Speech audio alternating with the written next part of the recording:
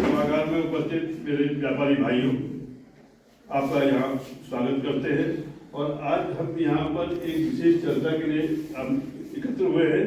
इसमें मैं आज के इस कार्यक्रम के लिए हमारे जिलाध्यक्ष मौजूद हैं, तो आपके ही अध्यक्षता में आज का कार्यक्रम ये आरंभ होगा। आपसे मैं अनुमति चाहता हूँ कि आप कार्यक्रम आरंभ की अनुमति दें।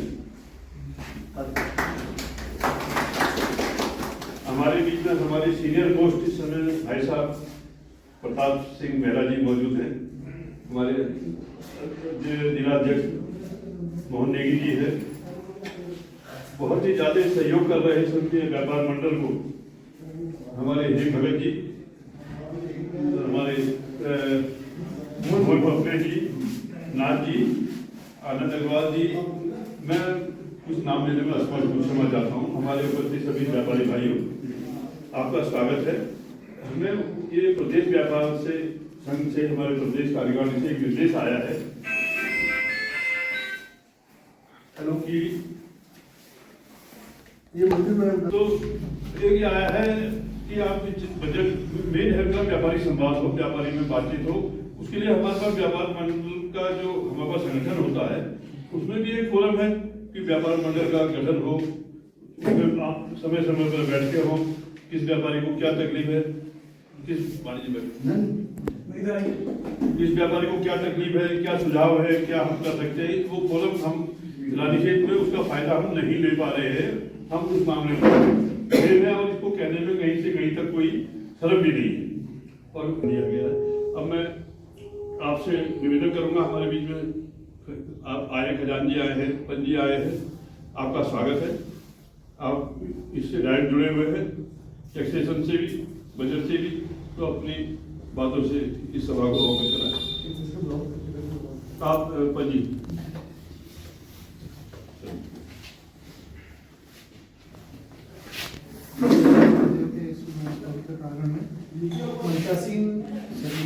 और जो आए हैं व्यापारी बंधु, उन्हें सबका स्वागत है। व्यापार और बजट का बहुत गहरा संबंध है। जब व्यापारी व्यापार करेगा या तो व्यापार होगा, उसी से बजट बनेगा। पर हमारी सरकार ने जो हमें लगता है जीएसटी के माध्यम से जो उगाही हो रही है या जीएसटी के माध्यम से जो टैक्स कलेक्शन हो रहा है, उस पर बिल्कुल ध्यान नहीं दिया है। और दूसरा ये है कि इस बजट में 3400 करोड़ रुपये अल्पसंख्यक मंत्रालय को दिया गया है। मैं इस पे ही कहूँगा कि अल्पसंख्यक कोई हमारे संविधान में अल्पसंख्यक कोई परिभाषा नहीं है। व्यापारियों के लिए अगर देखा जाए तो व्यापारियों के लिए इस बजट में कुछ भी नहीं दिया गया है, ना रोजगार सृजन की कोई बात की गई है। जीएसटी कलेक्शन रखी है सरकार, जीएसटी कलेक्शन के नाम पे इंस्पेक्टर राज कायम है। कोई परचेजर, कोई सामान खरीदने वाला अगर 1 लाख रुपए का सामान खरीदता है, मैं नंबर 1 के काम करता हूँ, नंबर 1 के काम करने वाले सभी लोगों को इस विषय से परेशानी होती होगी। 1 लाख रुपए का अगर हम सामान खरीदते हैं तो 18,000 रुपए हम टैक्स वालों को दे देते हैं, जिससे हम सामान खरीदते हैं। उसके बाद मैं अपना रिटर्न फाइल करता हूँ। अगर जिससे मैंने सामान खरीदा अगर उसने रिटर्न फाइल नहीं की है, तो मेरा इनपुट 18,000 रुपये खत्म हो जाएगा और उसके ऊपर कोई लायबिलिटी नहीं है। उसकी कमी जिससे हमने सामान खरीदा उसकी कोई कमी नहीं है, उसने नहीं भरी रिटर्न, उसकी जो पेनल्टी है वो हम भरेंगे। सबसे बड़ी कमी ये है इस समय बजट में। बजट के माध्यम से ये भी देखा जाना चाहिए था। दूसरी बात ये है, एक अच्छी चीज ये हुई है कि जैसे जो नारकोटिक्स का सामान है, जैसे सिगरेट और तंबाकू आदि है, उस पर एमआरपी पे टैक्स लगा है। मैं तो ये कहूंगा कि एमआरपी पे टैक्स सिगरेट और तंबाकू से बढ़ के ये अब सब चीजों पे आना चाहिए। 1 टाइम टैक्स की ओर जाना चाहिए सरकार ने। और सभी जो इंस्पेक्टर राज कायम कर दिया है टैक्स कलेक्शन के नाम पे। 10 तारीख को हम अपनी रिटर्न दाखिल करते हैं, पर्चे चढ़ाते हैं, 20 तारीख को हमारी सेल चढ़ती है। 20 तारीख के बाद अगर हमने नोटिस आए हैं और हमने ध्यान दिया, अगली बार अगर हम देखते हैं तो तब तक हमारी उस पर अपील करने की भी तारीख चली जाती है। जब हम अपील नहीं कर पाते हैं तो हमें 100% की पेनल्टी देनी पड़ती है।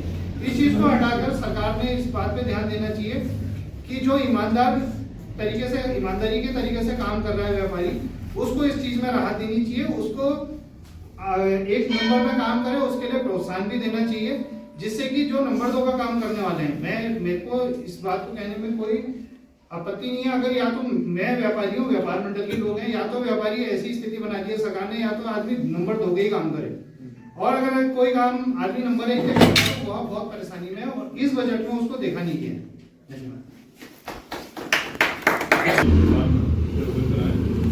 और कुछ व्यापारी आप लोग जो भी कहना चाहेंगे तैयार रहेंगे,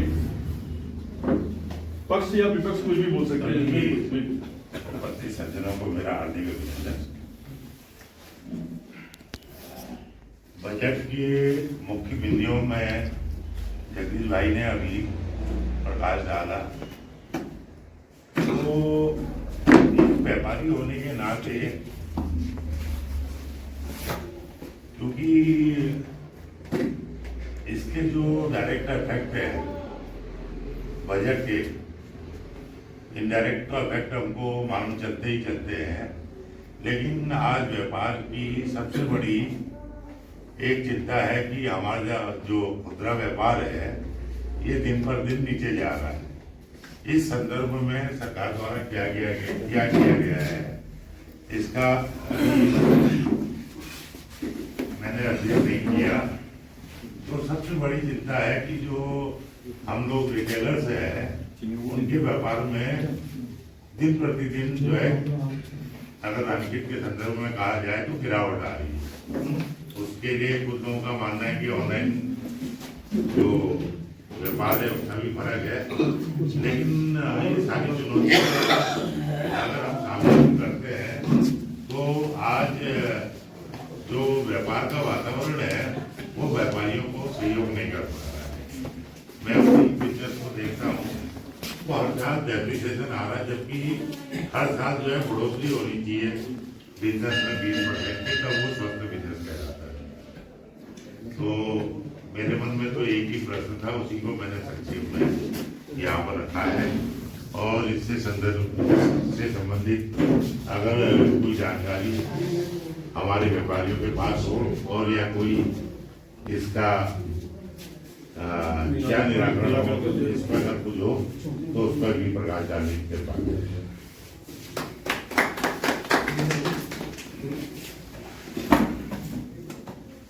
आनंद अग्रवाल जी कुछ आप कहना चाहेंगे? दो शब्द कह देता हूँ।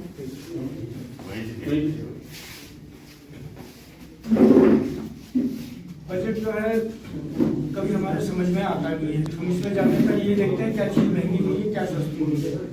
अब की बार बजट से पहले ही तंबाकू उत्पाद महंगे कर दिए थे ताकि भैया इसकी खबर कम हो सके। तो मैं चाहता हूँ कि हर साल एक आंकड़ा जारी हो सरकार की तरफ से कि हाँ हमने इतने रेट बढ़ाया तो इतनी खपत में कमी आई है, और बाहर के लिए कोई उद्योग धंधे वगैरह की कोई घोषणा नहीं है हमारी। मैं चाहता हूँ कि ये मांग उठाई जाए यहाँ पर, और ज़्यादा मुझे कुछ नहीं करना है। पहले था इस संदर्भ में कि बजट के बारे में कुछ बोलना है। बजट हमने भी सुना। बजट जैसा लगा मुझे कि ये एक आम आदमी का बजट नहीं था, ये पूरे देश का बजट था। उसमें जो अवलोकन किया गया था वो अगले कुछ सालों के हिसाब से क्या है कि हमारा डेवलपमेंट कैसे होगा। उसमें अगर हम देखें कि हमारा इनकम टैक्स घटा नहीं, बढ़ा नहीं, घटा नहीं, या वेतनभोगी को क्या राहत मिली, ये कहीं पर कुछ नई इंडिकेशन दिया उसने बजट ने। हाँ, ये जरूर इंडिकेशन दिया कि अगले 5 साल में हम कहाँ पर पहुँच जाएंगे, अगले साल में कितने, अगले 5 सालों में या 10 सालों में कितनी नौकरियाँ सृजित हो जाएंगी। अगले हम जो आज हम चौथी पोजीशन में हैं पूरे वर्ल्ड में, तो हम तीसरे उसमें आ जाएंगे, क्योंकि जो हम देख भी रहे हैं कि हर जगह डेवलपमेंट तो हो रहा है, इसमें कोई दो राय नहीं है। जो दुकानदार हैं और जो हमारे डेली के उपभोक्ता हैं, तो वो एक उन्हीं का एक हमारे को पॉजिटिव आउटलुक मिलना चाहिए कि भाई उन्हें क्या दिक्कत है, हमसे हम उनसे रूबरू होकर ही बात कर सकते हैं। क्योंकि कोई सामान कोई मंगा रहा है उस पर रोक नहीं है कहीं पर। हम ये कह सकते हैं कि साहब उसमें जीएसटी दे रहे नहीं दे रहे, हालांकि सरकार ने उसमें अब काफ़ी कंट्रोल करा है, क्योंकि जो भी अगर इस तरह का कंसाइनमेंट आ रहा है और बिना जीएसटी के आ रहा है तो उसको जीएसटी अधिकारी रोक सकते हैं। अब उसमें कितना रोक रहे हैं कितना नहीं रोक रहे हैं ये कोई हम आकलन नहीं कर सकते, ये अधिकारी लोग ही आकलन कर सकते हैं। सरकार का टारगेट ये रहता है कि बजट में उन्हें रेवेन्यू ज़्यादा से ज़्यादा मिले, हमें जितने व्यापारी हों उनसे ज़्यादा से ज़्यादा रेवेन्यू मिले, और उनकी परेशानियों का वो, क्योंकि हर अधिकारी कोशिश ये करता है कि मेरा टारगेट पहुँचे, तो वो हमारी दिक्कतों को नहीं समझता है, वो अपना उसमें देखता है कि उसका टारगेट कैसे पूरा हो। तो ये चीज़ को हर एक जगह जगह पर अलग इम्प्लीमेंट होता है, इस बारे में हम कुछ कह नहीं सकते। पर आज बजट के बारे में मैं तो ये कहूँगा कि सकारात्मक बजट था, इसमें कोई फ़ायदा नहीं दिखा डायरेक्टली, तो इनडायरेक्टली काफ़ी फ़ायदे हम लोगों को आने वाले समय में हमारी पीढ़ियों को बहुत फ़ायदा होगा।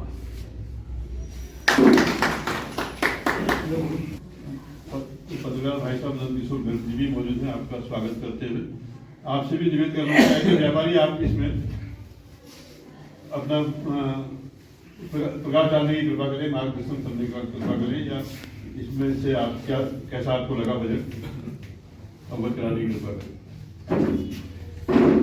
धन्यवाद जगदीश अग्रवाल, आपने मुझे बोलने का अवसर दिया।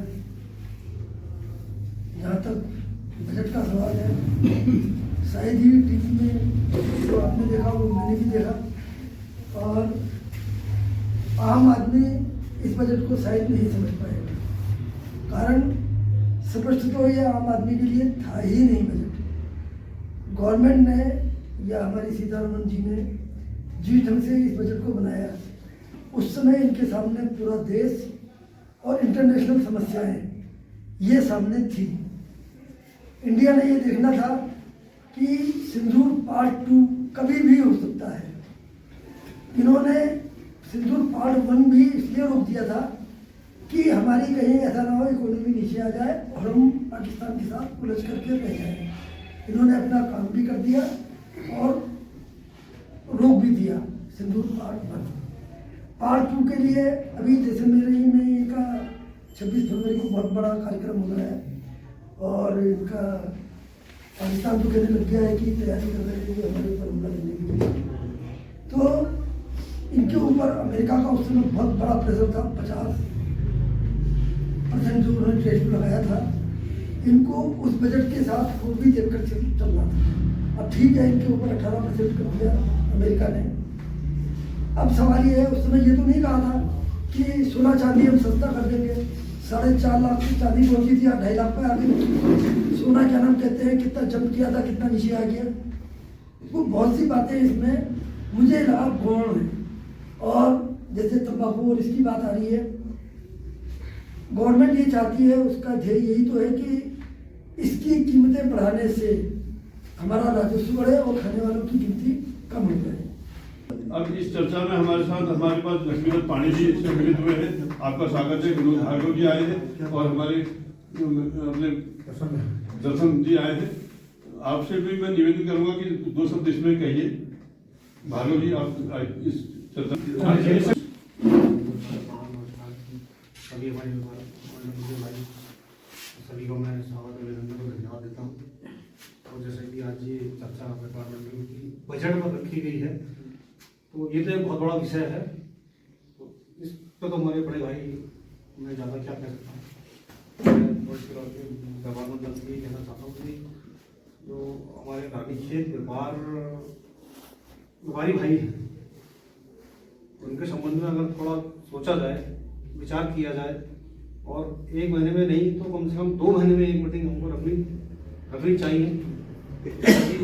सभी लोग प्रताड़ित हैं। सबसे बड़ा मुद्दा तो देखो ये मेला, आज से कल से मेला लग गया, फिर से लग गया है, और पुनः हमारे और आपके घर वाले जाते हैं मेले में घूमने जाते हैं, और वहाँ से सामान लाते हैं, जो भी है बाहर से लोग आ रहे हैं, जो भी हमारे जो मेन हमारे मार्केट में जो ग्राहक है, हर तीसरे चौथे महीने को मेला लगना शुरू हो जाएगा, क्योंकि अब गर्मी आ रही है। अभी मेला लगा है, अभी अप्रैल मई में फिर मेला लगेगा, फिर अक्टूबर नवंबर में फिर लगेगा। तो कृपया कर, मेरा एक यही मुद्दा है कि मैं यही कहना चाहता हूँ कि इस पर थोड़ा सा विचार किया जाए। फिर टैक्सेशन कराओ, 2-3 साल बाद फिर अधिकारी बदल जाता था, कई झंझट तो कम हुए, ऑनलाइन हो गया सारा काम। तो ये है, लगा पड़ा कि सुधार तो हो रहे हैं, लेकिन फिर वही बात जो मैंने कहा कि व्यापारियों का सुझाव, अगर आप चाहते हैं कुछ चाहिए, जो आपने कहा ऐसा होना चाहिए, तो ये बजट से पहले लग दीजिए, तब तो आप उसमें कुछ उसको इंटरटेन कर सकेंगे या इन्वॉल्व कर सकेंगे। अब आज के बाद तो हम खाली ढोल पीटने वाले ये लगे कि गलत हुआ या सही हुआ। और इस बारे में कोई कुछ कहना चाहता है, अभी भी आपका स्वागत है। अभी जैसे हर्षमंत जी ने जीएसटी वाली समस्या बताई ना, मिसमैच वाले, तो हम कम से कम व्यापार संघ के माध्यम से उस पे जो है वर्मा जी से या जिससे भी बात तो कर सकते हैं कि इस तरह की प्रॉब्लम आ रही है, इसको ठीक करना चाहिए। नहीं हो रहा है। नहीं, पेनाल्टी हो, लेकिन ऐसी ही नहीं हो ना कि 100% की पेनाल्टी हो जाए। ना नहीं, वो तो हमसे भी गलती हो सकती है, बिल्कुल। कई बार हम भी वो तो 1-2% की तो कोई बात नहीं कि आपको 100-150 जीएसटी टैक्स रुपये कमिश्नर है ना दादा, वो इनपुट को खत्म कर दे रहा है। तो 18,000 रुपए तो आपके गए, अब उसमें आपको पेनल्टी देनी है। गए। वो एक बड़ा है हुआ है। उसमें मतलब जो ईमानदारी से काम कर रहा है वो मर रहा, सीधी सीधी बात है। नहीं, आप मिसमैच होता है तो आपको टाइम देते हैं, नोटिस देते हो, शो कॉस्ट तो देते ही हैं। नोटिस देना है तो 8 साल के पीछे बात सही है, जो ईमानदारी से काम कर रहा है तो अपना हिसाब दिखा रहा है, और अपनी गलती नहीं, दूसरी की गलती की वजह से खुद फंस गया। हाँ, तो आप सभी का धन्यवाद। मैं अध्यक्ष जी से निवेदन करूंगा।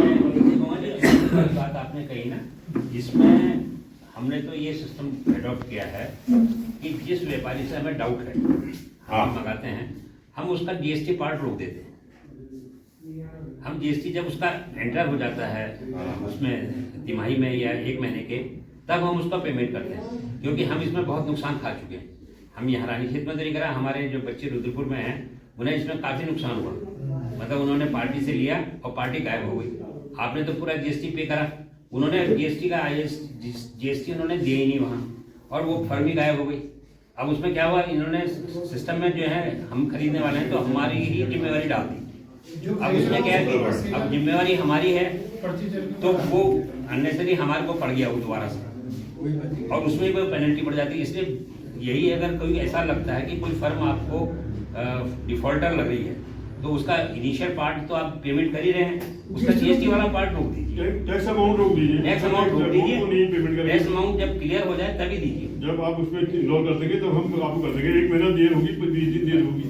आज उधर से आ जाओ। प्रांतीय उद्योग व्यापार मंडल के पूरे प्रदेश के अंदर बजट पे चर्चा, ये कार्यक्रम जो है आयोजित किए जा रहे हैं प्रांतीय व्यापार मंडल की ओर से, और इसमें हमने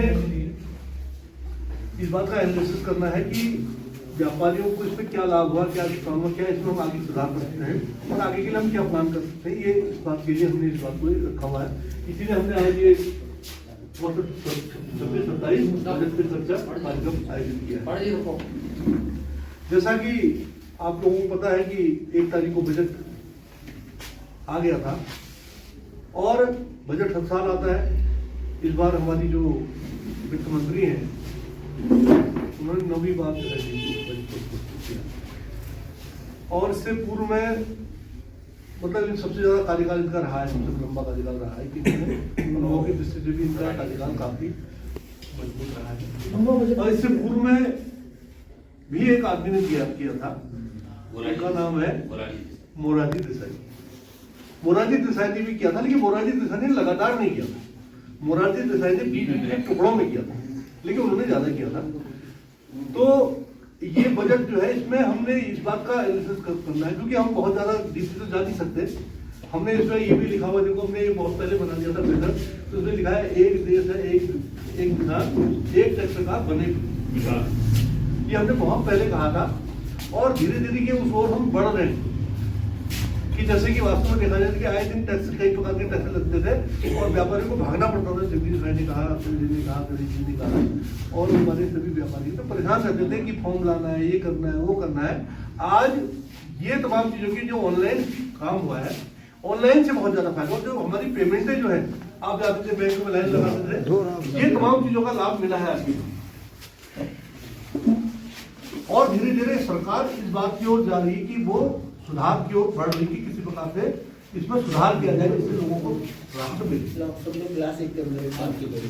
हमने देखा कि कि इसमें अभी जो गवर्नमेंट ने प्रावधान किया सबसे बड़ा मतलब तो रक्षा बजट सबसे ज्यादा किया है। रक्षा बजट इस बार बहुत ज्यादा बढ़ा है, क्योंकि लग रहा है कि जो पूरे देश के अंदर, पूरे विश्व के अंदर अपनी जो स्थितियां बन रही है उस हिसाब से लग रहा है कि खतरा देश को काफी है। तो हमको अपनी मजबूत स्थिति बना रहे हैं और हम आर्थिक रूप से, क्योंकि जबकि आप ये देखेंगे कि हमें सबसे पहले तो आर्थिक रूप से मजबूत बनना है। अगर हम आर्थिक रूप से मजबूत नहीं बनेंगे तो निश्चित तौर पर कहना चाहिए कि शक्ति के रूप में भी मजबूत नहीं बनते। आज देखिए कि हम आप विश्व की तीसरी शक्ति बनने जा रहे हैं, आर्थिक रूप से तीसरी शक्ति बनने जा रहे हैं। तो ये मेरे को लगता है कि हमारा सभी लोगों का जो टैक्स पेइंग है उसमें देखा जाए टैक्स पेइंग की संख्या बहुत कम है। टैक्स पे कम है, परंतु इनडायरेक्टली हर एक आदमी टैक्स लेकिन एक बात है कि आज जो जीएसटी का और ये तमाम चीजें आई है ना, तो इसमें इनडायरेक्ट में सब टैक्स दे रहे हैं, पता ही नहीं जेब का पड़ रही है आदमी की, सब लोग टैक्स दे रहे हैं किसी न किसी रूप में, और वो सरकार तक पहुंच रहा है। अभी देखिए ना कई लोग जो तेरा जी हम काम करते थे, व्यवसाय करते थे, तो आपको क्या है कि ऑनलाइन अब ये जो बिजनेस शुरू हो गया, आपके पेमेंट है जो आप ले रहे हैं, कई लोग ये भी कह रहे हैं आज भैया पेमेंट जो है नकद में लेंगे, लेकिन ये बात आने वाले समय में 2 साल 3 साल के अंदर नकद पेमेंट का खत्म होने वाला सिस्टम। लेकिन क्या होगा कि आप जब ये पेमेंट को बैंकों के माध्यम से जाएगा, आपका सीधे बैंक को पैसा जाएगा या आपका जो है आपके उसमें जाएगा, तो आप ये देखेंगे कि आपका जो है सरकार के खाते में भी आप इन्वॉल्व हो गए कि भैया आपकी इनकम पर डे इतनी हो रही है। जो आज तक कहते नहीं हमारी जैसे 500 की इनकम है, नहीं हमारी इनकम 100 ही है।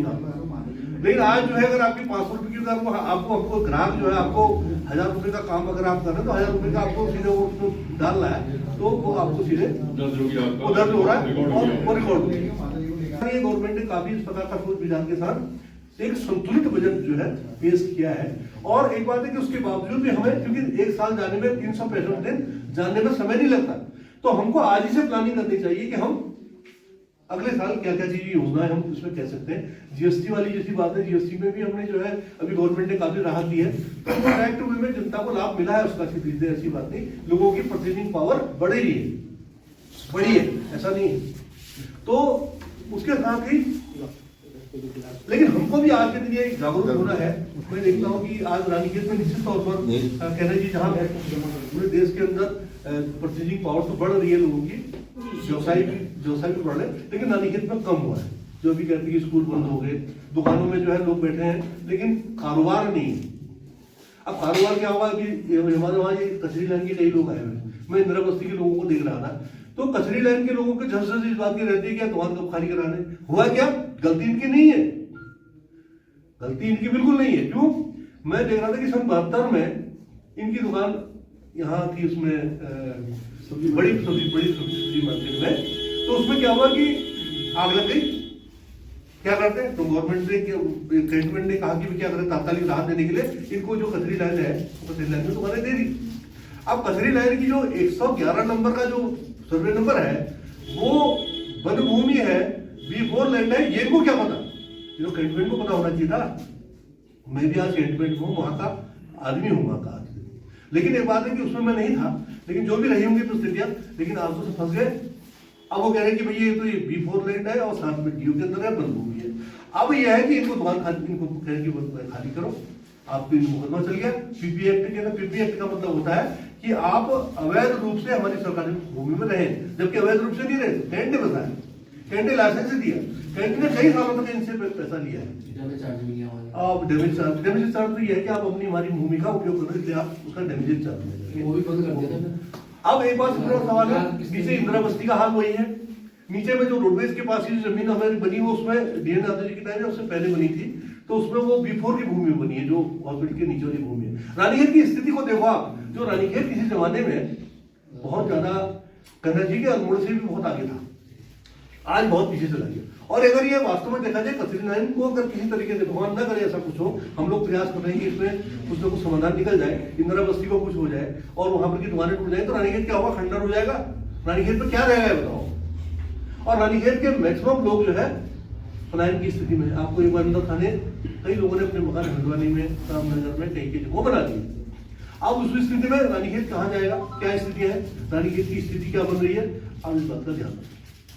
तो एक बात है कि हम इसको कैसे करते हैं, और एक बात है इसमें ध्यान अब हो क्या करता है कि मैं जिले की बात करता हूँ, नगर पालिका की बात करता हूँ, फील्ड की बात करता हूँ, हम कहते हैं कि रानीखेत में आबादी बढ़े, इसके लिए हमने नगर पालिका की बात भी करी। और ये बात है कि हम चाहते थे कि ऐसा कुछ हो, लेकिन एक बात है कि हमने मांग को रखा तो वो केंद्र सरकार तक गई। नगर पालिका की बात जो है आज ऐसा नहीं कि राजनाथ सिंह जी के मोदी जी के नॉलेज में नहीं है वहां पर उनकी नॉलेज में है वो बात, और हमारे सांसद जी की भी नॉलेज में है। लेकिन एक बात है कि वो मामला फिर अटक गया।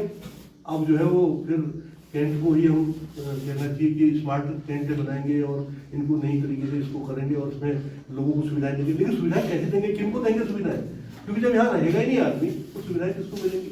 जिले की बात कही तो जिले का मामला भी हमारा राज्य सरकार की गोपन विभाग में फाइल बनकर तैयार है। वो जिला तो हमारा जब बागेश्वर बना, आपका चंपावत बना, आपका उधम सिंह नगर बना, तो रानीखेत को बनना चाहिए था। सबसे पहले तो रानीखेत को बनना चाहिए था, लेकिन हमारी फाइल पर हाथ ही नहीं लगाया गया। हमारी फाइल, हम कमजोर कहीं पे हैं। मैं ये नहीं कह रहा हूँ, मैंने कभी ये नहीं कहा कि मैं कभी आज तक में क्रिटिसाइज करने का मैं बहुत इस बात से दूर रहता हूँ कि मैं किसी क्रिटिसाइज नहीं करता, मैं बचता हूँ उससे। लेकिन एक बात है कि ये 22 साल 25 साल हो गए, हम कहते हैं 25 साल बेमिसाल, लेकिन एक बात है कि रानीखेत को मिला क्या, इस बात पर चर्चा करनी चाहिए। और चर्चा करने में डरते हैं, हम कहते हैं कि वो भाजपा ही है, वो कांग्रेसी है, वो ये है और वो है, उसके साथ हम नहीं बैठते, उसके साथ हम नहीं बैठते। ये खत्म करना पड़ेगा अगर रानीखेत को बचाना है। मैं आज से करीब 10 साल 15 साल पहले मैं कई लोगों के बीच में बता चुका हूँ कि रानीखेत की स्थिति खराब है, रानीखेत बर्बाद होने वाला है।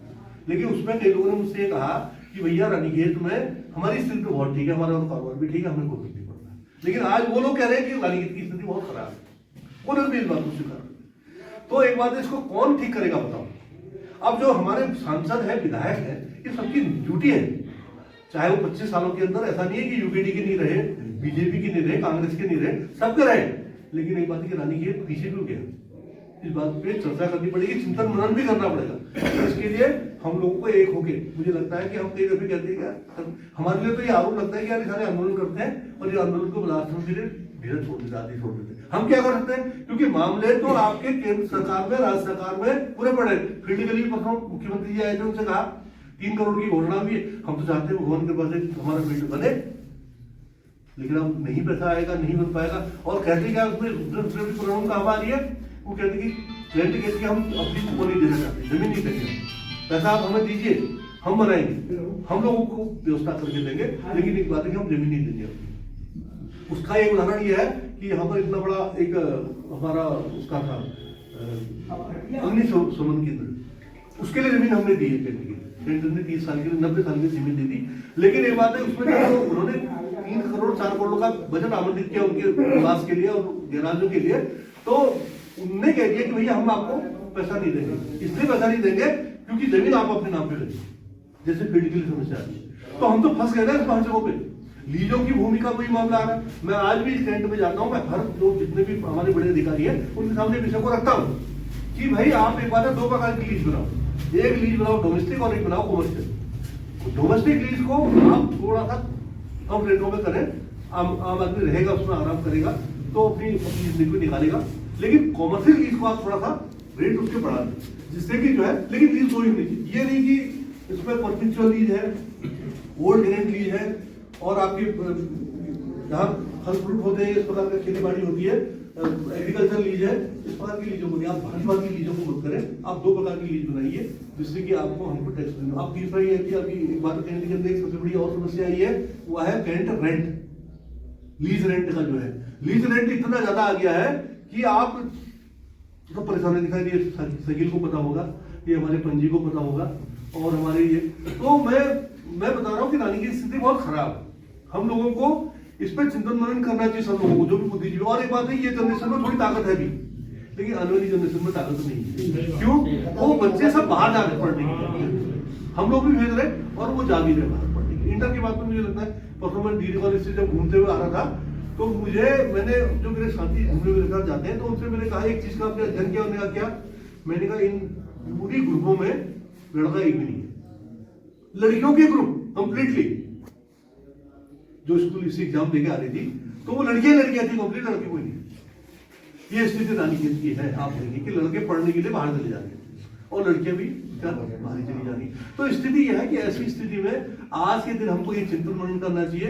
ये बजट वाले पे भी जो हम आज बात कर रहे हैं, ये बजट पे भी चर्चा होनी चाहिए। रानीखेत के विकास में भी, जो अंग्रेजों के समय में इतना अच्छा शहर था, आज इसकी दुर्गति क्यों हो सकती है, इतनी गंदी कैसे हो सकती है बताओ? कई दोषी हम तो है ही हैं इसमें ना, इसमें कहीं ना कहीं है। अब हम कहते हैं इस बात को, आप बताओ कि क्लब जिस दिन हस्ताक्षर हुए तो क्लब के साथ साथ आपका वो जो गोल्फ ग्राउंड है जिसके लिए आप रोते रहते हैं, वो तो ऑटोमेटिक उनके साथ चला गया। मैं गलत कह रहा हूं? वो उसकी प्रॉपर्टी है क्लब की, तो उसमें सेना को दे दिया उसने, और उन्होंने उसको जो बीच में एक बार वेरी बोर्ड बनी थी तो उसमें उन्होंने साइन करा लिया, उसको 1 लाख में। तो ऐसी स्थितियां हैं। मैं आज के दिन यही कहना चाहता हूं कि इसमें बहुत ज्यादा बहस का नहीं है मामला। मैं सिर्फ इतना ही कहना चाहता हूं कि आज अच्छी संख्या में लोग आए हैं, और लेकिन एक बात है कि इसमें चाहे कचरी लाइन का मामला हो, चाहे इंदिरा बस्ती का मामला हो, इसमें धुआं देखने की बात नहीं है, मजा लेने की बात नहीं है। आज गर्दिश उन पे है, कल को गर्दिश हम पे भी है, कभी भी किसी को भी एक समस्या आ सकती है। तो मैं आज के दिन इतना ही कहूंगा, और मैं धन्यवाद अदा करना चाहता हूँ अपने जगदीश अग्रवाल जी का, अतुल अग्रवाल जी का, और अपने प्रताप दा का, और अपने हिंद जी का, और अपने अब्दुल किशोर गर्ग जी का।